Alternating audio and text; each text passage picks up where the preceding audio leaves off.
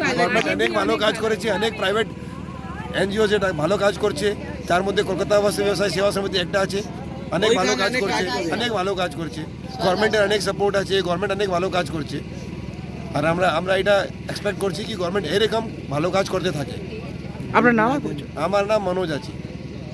শুরু হয়ে গিয়েছে দক্ষিণ 24 পরগনার গঙ্গাসাগর মেলা। এই গঙ্গাসাগরের পুণ্য লগ্নে মকর সংক্রান্তির স্নান করার জন্য লক্ষাধিক পুণ্যার্থীরা পুণ্যতা অর্জনের আশায় ভিড় জমাচ্ছেন গঙ্গাসাগরে।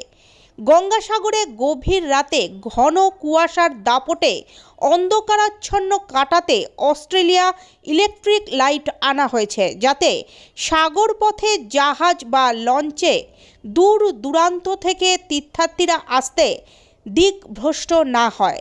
সেই জন্যই এই ব্যবস্থা। তার সাথে সাথে গঙ্গায় জলের গতি বাড়ার ফলে কপিল মুনির আশ্রমের দিকে ধেয়ে আসছে গঙ্গা।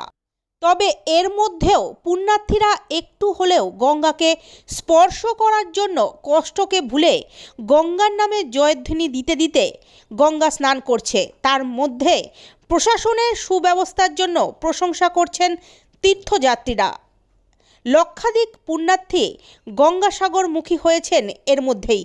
প্রশাসনের তরফ থেকে তাদের খাদ্য ও পানীয় জলের ব্যবস্থা করা হয়েছে।